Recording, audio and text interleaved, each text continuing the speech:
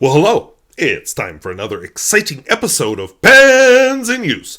This is the show where I talk about the fountain pens and inks that I've been using throughout the week.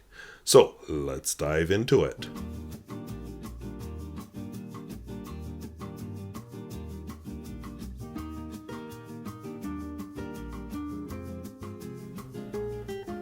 If videos like this interest you, where I talk about fountain pens both new and old and at all price points, I would invite you to subscribe. And as usual with Pens in Use, I'll have a variety of little topics I'm going to bring up. One of them is Carrie of Pens and Tea talked about pens she doesn't like, which kind of reminded me of my episode of Pens Not in Use that I did a while back. So I'm just kind of curious what people think of that. And I'll just talk a little bit about some of the other things I've brought up the past couple weeks. Nothing too heavy. It's late at night and I need to go to bed. So let's take a look at some pens. So from left to right, we have the Waterman Exception, Omas Ogiva, PenBBS 355, Pilot Custom 823, Parker 45, Aurora 88, vintage. Both of these are vintage. I have a Parker Vector XL, and then two more vintage pens. I have a Sheaffer 330, Sheaffer Imperial 330, and I have a Sheaffer Imperial Deluxe 2. As always, I will be doing my writing in this seafood-flavored cognitive surplus journal, but not for much longer, so we'll see what comes next. Alright, so my first pen is the Waterman Exception. It's an exception to the shape of most pens because it's square. A little weird to get used to at first, but I came to like it in using it, and it's been my daily writer this past week since I used up the ink in my Platinum Procyon. Even the section, it's kind of hard to tell because it's black, but even the section is squared off. Nice alternative to the triangular section you see on pens like a Lamy 2000. No, sorry, Lamy Safari. You can tell I'm missing my Lamy 2000, so I may have to break down and ink that up. But I have enough ink left to fill my Pilot Custom 823. And then I'm going to open up a bottle of black ink where I've got a lot of ink in it, and we'll be using the Lamy 2000 for a while. Alright, so this is the Waterman Exception. It does hit my fingers kind of weird. But, like I said, it's comfortable once I start writing with it. The ink in it, of course, is almost my last dregs of Montblanc black.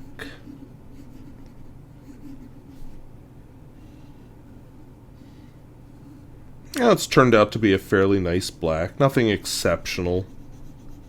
I like the bottle, the shoe-shaped bottle, but that's about all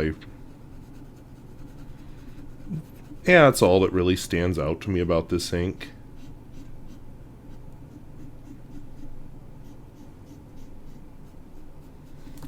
So, but a very nice daily writer type of pen. My next pen is the Omas Ogiva. I mentioned last week that apparently Omas has been revived and they've come out with a new Ogiva model. But I was told in the comments that the new model is nothing like this. So I have not seen it for myself, so I can't judge, but I'm not sure why I haven't looked it up, but I should. So maybe that'll be something I'll do after I film this. Omas Ogiva. Cocktail. And mine is a medium.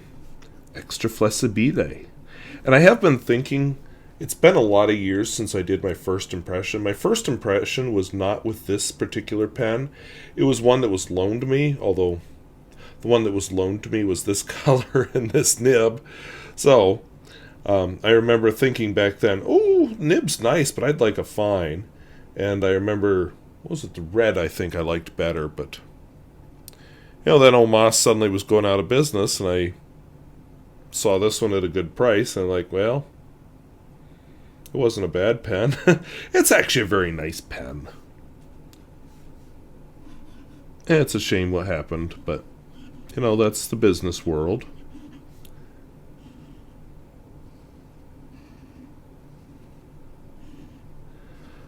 Italy actually has, because this is an Italian brand, Italy has a surprising number of fountain pen companies. In fact, new fountain pen companies even. Italy, Germany both have quite a number of fountain pen companies. Not real sure what you call brands like Parker or Waterman or Sheaffer or Cross, but anyway. So this is the PenBBS 355. I like it. It's got a draw filler, kind of like I totally forgot the name of the pen all of a sudden. So unscrew this. It opens up the valve so ink can flow. I improved the pen a lot by putting a Nemosine nib in it. I just unfortunately don't remember what size nib. I just know it's a stub.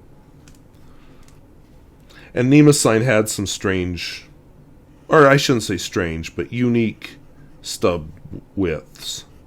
So this is a PenBBS 355. And we have a Nemosine stub. Not a very wide stub, obviously. And the ink in this is Lamy bronze.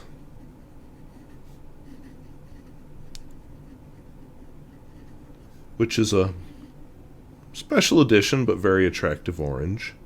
So since it is special edition, when I run out of it, of course, I won't be replacing it. But I'm going to enjoy it while I have it. I've been working my way through my oranges. Because, I'm trying to use up ink. And so I'll be a little sad when I use this one up, but c'est la vie. I think I used that right. Alright, and then, whoops, I very nearly just dumped all my pens on the floor. That would have been ugly.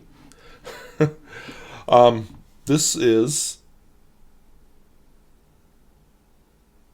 Sorry, just drew a total blank. This is a Pilot Custom 823. Apparently already unscrewed for writing. It has the same kind of valve as the draw filler. You can't see it. I mean, this is a smoky gray finish. This is a translucent pen. You can see inside it, but when it's full of ink, it's hard to. And when it's against the white paper with light shining on the side, it's even harder yet. So anyway, but a wonderful pen. So Pilot Custom 823.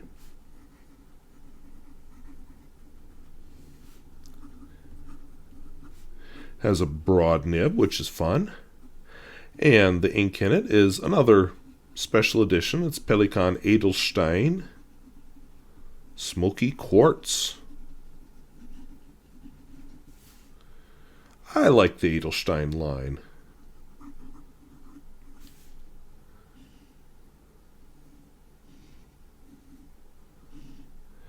The bottles are pretty. They're not real practical, but they are pretty. They're almost like perfume bottles. And the ink, they don't have a lot of colors, but they seem to be nice enough colors. I've got a bottle of Onyx to use up. That's going to be my next black, actually. And I have a bottle of Olivine, which I like. And this one. Vintage pen. This was one of the longest running models for Parker 45. A cartridge converter pen, just like their pens are now, but something about it must have appealed to people.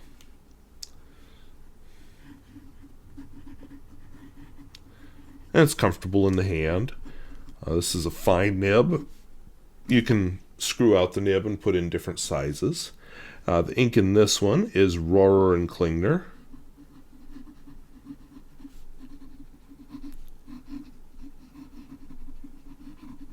Blue Mare.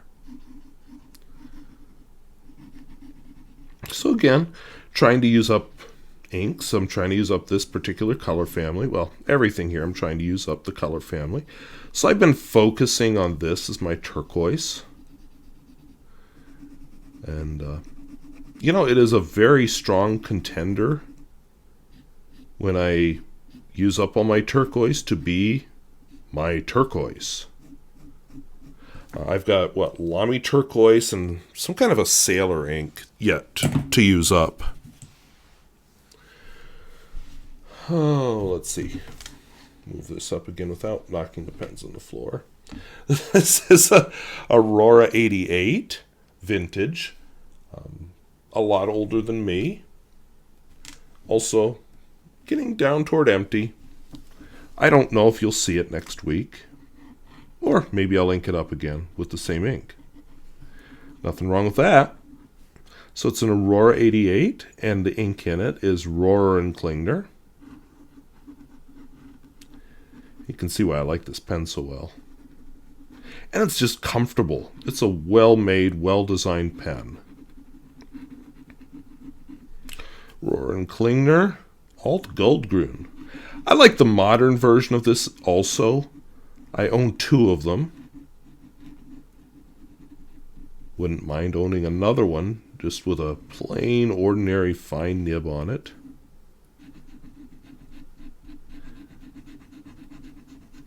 They're kind of expensive buggers, though. So, who knows if I'll be buying one in the near future. I've got the channel income. I haven't really bought anything with it. So I'm kind of letting it build up. You know, I just have it earmarked that this is channel, so don't spend it on, you know, clothes or underpants or something. But this is one of the surprises of the past year.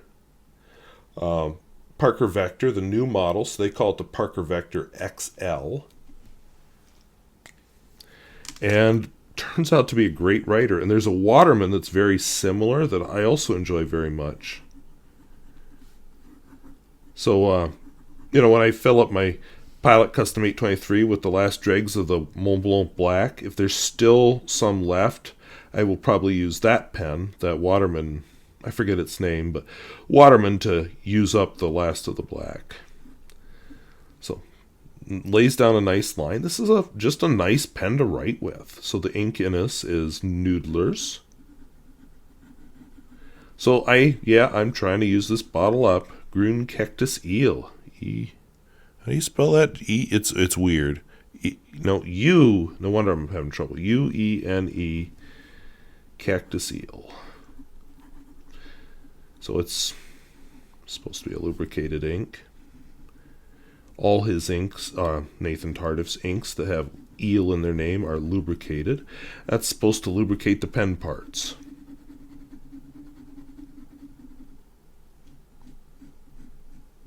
I know this one will bleed like crazy given the chance on the right paper. Just kind of curious. Okay. It didn't bleed at all on this paper.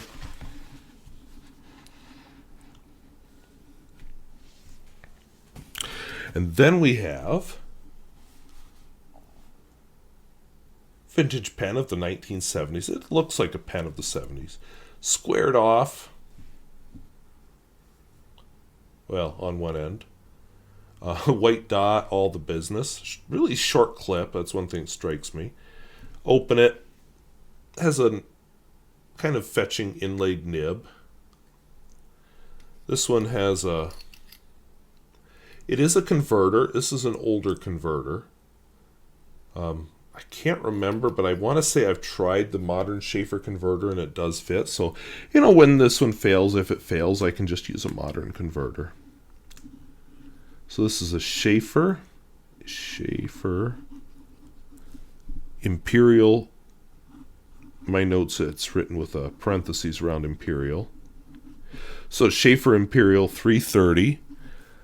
Fine point, and the ink in it is Diamine. You had me worried that I was not on screen. Diamine Damson, which is a nice dusky purple. I have a few inks in this color family that I like. Who knows what I'll do when, I use them all up. But for now, the joy is in reducing the number of bottles of ink at my disposal. It is remarkably satisfying to use up a bottle of ink. I'll use up several bottles of black ink in a year. Other colors, not so much, but now that I'm focusing on one at a time, it's becoming easier. Although, at first I was focusing on smaller bottles, and I'm reaching the end of that. So, victories will be fewer and further between now. So, this is a Sheaffer Imperial Deluxe 2. Squared off. This one is a touchdown filler. So I won't demonstrate because it's full of ink, but basically you unscrew this bit, pull it out, stick the nib in the ink, push it down in, wait a few seconds, let it suck it in, and voila, you have your fill. The nib is a Triumph nib. I think that was unique to Sheaffer. I can't think of anybody other than maybe some of the modern Chinese makers that were using these. But anyway, this pen, by the way, makes a very nice daily writer. So this is a Sheaffer Imperial Deluxe 2. 1 year, I accidentally forgot my Lamy 2000 at home and put this in my pocket instead for the first day of school. And you know what? I enjoyed it so much I used it all week until it ran out of ink. So the ink in this, during my live stream recently, I mentioned that I didn't have any of this ink. And one of my viewers said, "Yeah, you do. I sent it to you." So, yeah, you're right. I did have this. It was right behind me the whole time. I said, "I don't have any. I've never used it." Yeah, it's here. So very nice blue-black. Because I realized I have a number of blue-black inks that I have not used up, so might as well start working on those too.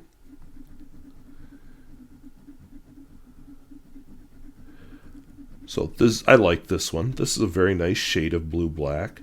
The Parker is a nice blue-black, but it's got more of kind of a greenish flavor to it. I have Aurora, but I don't remember what I think about it. I have Pilot. The Pilot one is feathery and has a weird smell. So those are the pens and inks I've been using this week. Hope you enjoyed.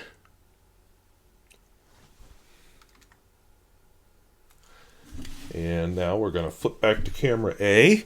And I'm going to try to remember this time. Somebody mentioned the possibility of putting chapters in.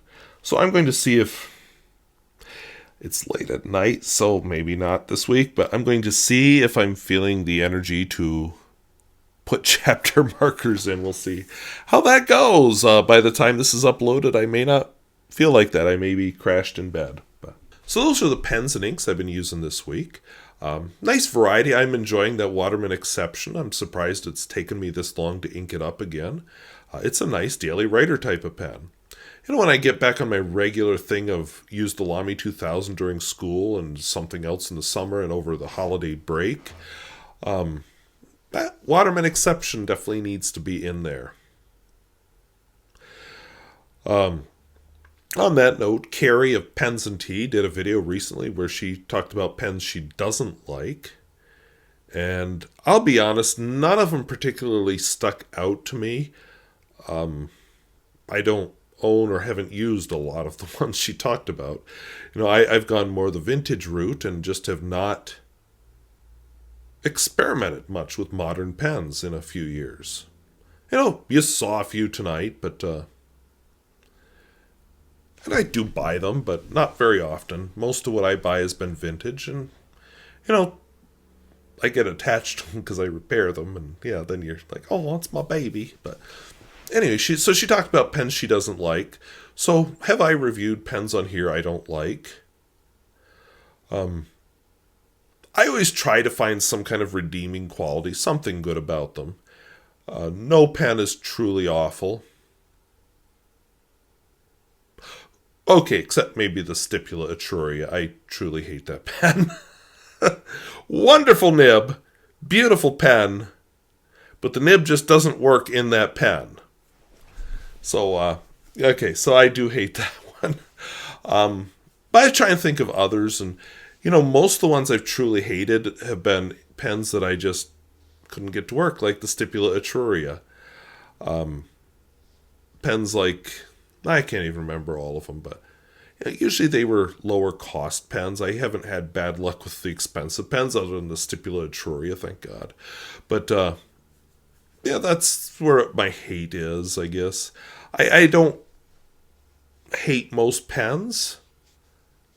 And, if I've paid $5 or $10 for a pen and it doesn't write, but oh well. And maybe harvest it for parts and move on. When it's the Stipula Etruria, that's how the nib ends up in Noodler's Conrad. And then somebody gave me a nib from a Stipula Etruria, not the same type of nib, which, okay, I don't even want to know the story how you got hold of that. But anyway, same thing, doesn't work with Stipula Etruria, but works beautifully in the cheap Chinese pen that I put it in. So, hey, I'm enjoying a nice nib, just not in the pen it was meant for. And so, I don't know, hate's kind of a strong word. I guess I hate to use the word hate.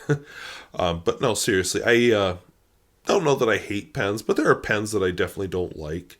You will see some pens that, it appeared in his first impression, and then I've never seen it again on his channel. Probably a reason. I mean, it was okay, but yeah. Pilot Vanishing Point is one of them, although I will admit that I got the chance to try the Pilot Vanishing Point with a better nib, and did make it a more lovable pen. I will concede that.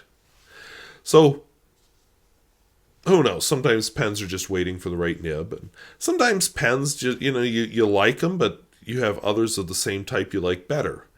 Lamy 2000 is a wonderful daily writer, so I can mention that Waterman, I still don't remember what it was called, but Waterman something or other that I liked that was similar to the Parker Vector XL. Well, I'm probably not going to ink that Waterman up very often because Lamy 2000 is just so much nicer. But,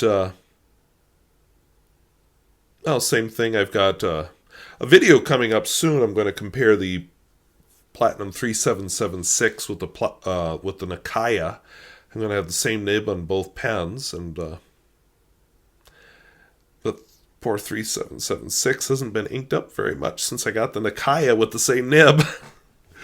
So, that's just how it is.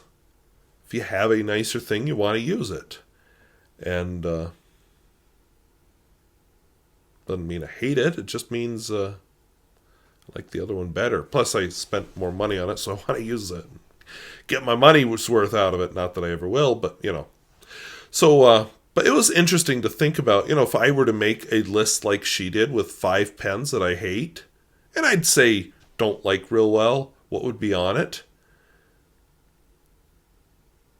The pens not in use would be a good place to start. But I'm thinking like the Pilot Thermo, I did not like the twist mechanism on it. And it had the same problems as the Pilot Vanishing Point. I was surprised, for a long time I liked the Lamy Dialogue 3. But the more I wrote with it, the more I realized, this is kind of an uncomfortable pen. Kind of thick and girthy, and I don't know, I sold it to somebody for less than it was worth, but I wanted to get rid of it, and he was a nice guy, so I sold it to him. And I don't miss it at all. I haven't had the thought that I should buy a new one, or now that they've come out with a skinnier model of the Lamy Dialogue 3, I should buy that. That's not occurring to me. It was a marvel of engineering, but yeah, don't miss it. So, so I'm just thinking I could make a list like that. In other excitement, I mentioned about, if I move, I want to move somewhere with snow. Because I'm the weirdo that likes winter. I mentioned Vermont. So just out of curiosity, I was looking at Vermont. What's the teacher market there like? I ran across, and I linked 2 of the articles down below. One of the articles was about Vermont teacher shortages. So, fun fact, Vermont is dealing with teacher shortages, just like North Dakota. One of the things that came up with Vermont's teacher shortages, though, was also a shortage of housing that teachers could actually afford to buy. We dealt with that a little bit here in western North Dakota during the oil boom, because housing prices went during the oil boom, and schools had to provide housing for their new teachers because otherwise they could not afford to live in these towns. My town was kind of on the periphery of that. That's part of why I'm in this house, because I bought this house as that was about to happen, because I could see getting priced out of my world. And, did I overpay for the house? Yes. In retrospect, should I have made a different choice? Maybe. But, anyway, I'm also about 2 years away from getting this paid off, and I'll have a lot of financial freedom then. So, that's not so bad. But, looking at Vermont, seeing, oh yeah, they want teachers, but they can't afford to live there. Yipe. That probably isn't a retirement option. Not that North Dakota's a bad state for teacher pay, because we're kind of in the middle of the pack. But it's not great either, so the cost of living is much higher in Vermont, so going in, yes, I'd be getting paid Vermont salary, but coming in with a North Dakota savings account, so, don't know, may have to take that one off the table, which is too bad, but it was a nice dream to have while it lasted. And then there were some letters to the editor. It's a lot of letters to the editor about a lot of topics. You have to wade through it, but several of them are from teachers or people who know teachers, and yeah, they're all saying basically the same thing. Love to live there, but can't afford it. That's just a shame. Boulder, Colorado has that problem. They've got kids there, but if you're a teacher, you can't really afford to live there. And, they don't pay a teacher's salary that lets them live in the place where they teach. I've always felt it's really important that I live in the community where I'm a teacher. I'm not going to be one of those teachers that, oh yes, we will live in Bismarck, and then we will drive out to our little town where we teach, so we can have that small town teaching lifestyle, and then we'll drive back to Bismarck, because I don't really care about these kids. Or maybe you do, but you're not really part of the community then. And I think it's important to be part of the community. So here I am living in... Not that anybody commutes to this town. I mean, there's nothing around. So you live here. The commuters are the ranchers. So, I had one teacher drove for a year from Dickinson, and that was enough. 90 miles one way. Yipe. And then the other thing I put up, I was going to make some comments on it, but I don't feel like it, mainly because I'm tired. I want to go to bed. So, but I did put up an article. It's called The Rise and Fall of the Teaching Profession. Now, I will concede that a lot of professions are dealing with a shortage right now. Restaurants, there's almost no restaurants in my town. No sit-down restaurants at all. Mainly because they can't find workers. I remember there was a pizza place down the hill from me for a while, and before that it was a Subway. Both of them had the same problem. They couldn't get workers. Sometimes they would just have to close because they couldn't get workers. Ouch. And that's not just a small town North Dakota thing. That's all over. Businesses cannot find workers. Now, part of it is they can't find workers willing to put up with the conditions they want them to put up with. So there is that. But we do have a genuine labor shortage. Maybe not in one specific field, but overall we do have a labor shortage. Even the city schools in North Dakota are having trouble finding teachers. And that, let alone the rural schools, like the one where I teach, or the smaller rural schools, that are more remote, they're having a real problem. Right now, there's an article, there have been articles in the paper about VOAG teachers and the massive shortage of them and how many are leaving the profession entirely. And you look at the profession of being a VOAG teacher, you're not just in the classroom. And yeah, in the classroom, you're doing power tools, welding, woodworking. At my school, we have CAD, we have horticulture, we have meats, all kinds of small engines. I forget what it's called, but they've got a building type of class. They've got all these different classes, and one lady teaching them all.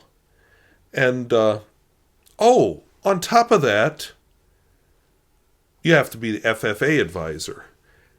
So you are constantly taking kids to different programs, where they do, okay, obviously I've never been involved in FFA, but, they do different crop judging contests, cattle judging. We're going to have FFA state convention, FFA national convention. FFA state convention is every year for a week in Fargo. It's never ending.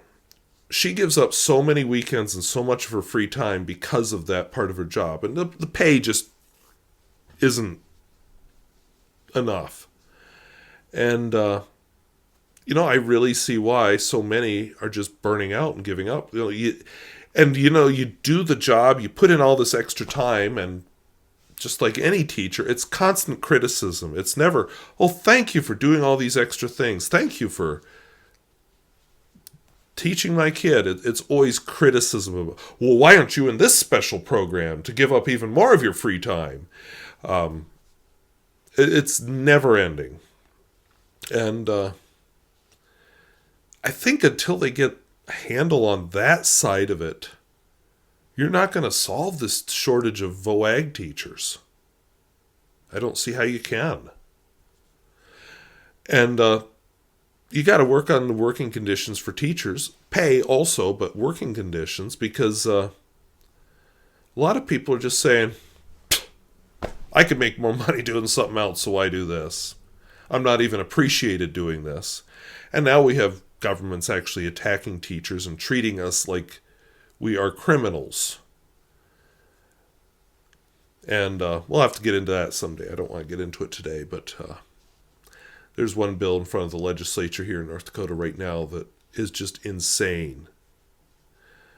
They don't trust me. My legislature thinks teachers are the enemy, is pretty much what the bill comes down to. So, in the end, any job, why do you do it if you hate it? Or if people make you hate it? If it weren't for the adults in the profession, this would actually be a nice job. But the adults are really what makes teaching unbearable, and the adults are what drives teachers out of teaching. People always think it's the kids. But no, it's not. We know they're immature. We know they need to grow up. Part of our job is to help them grow up. We know that going in, although usually first-year teachers are pretty idealistic.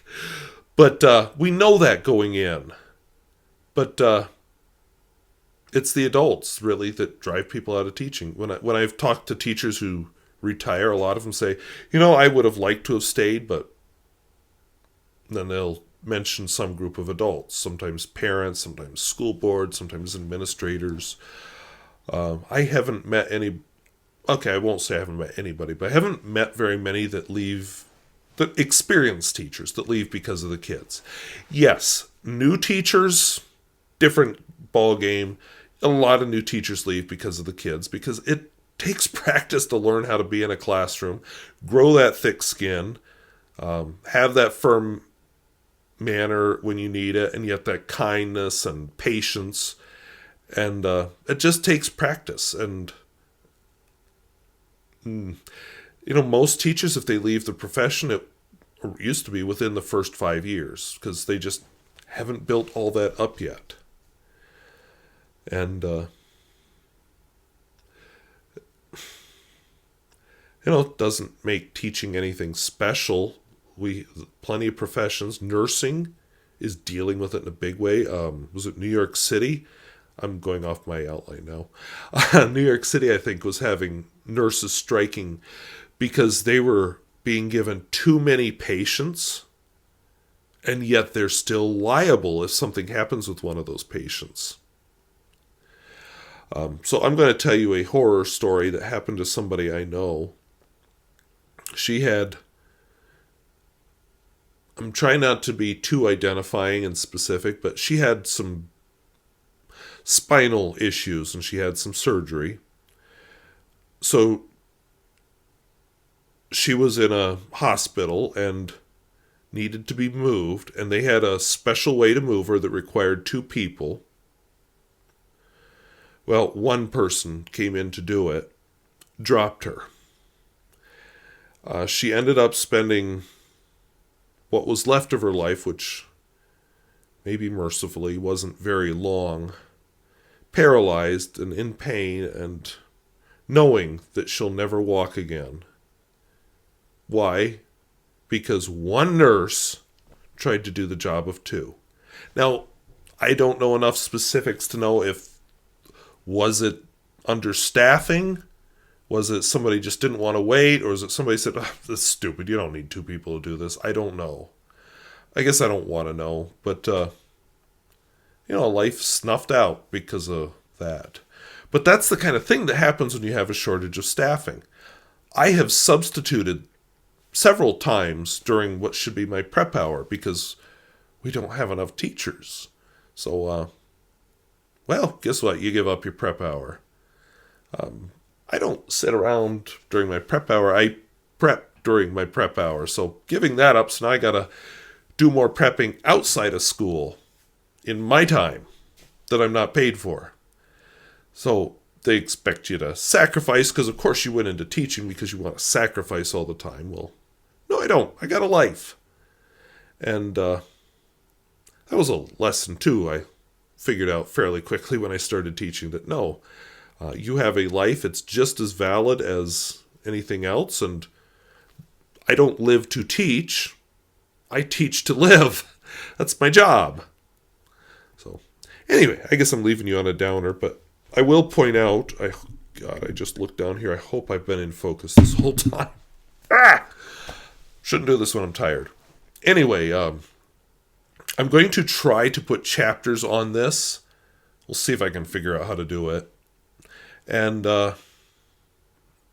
anyway, if videos like this interest you, where I talk about fountain pens both new and old and at all price points, I would invite you to subscribe. And I guess I'm curious, are you dealing with shortages in your profession? Are you overworked because there are shortages in your profession? Let us know down in the comments. And, thank you for watching. Talk to you later. Bye-bye.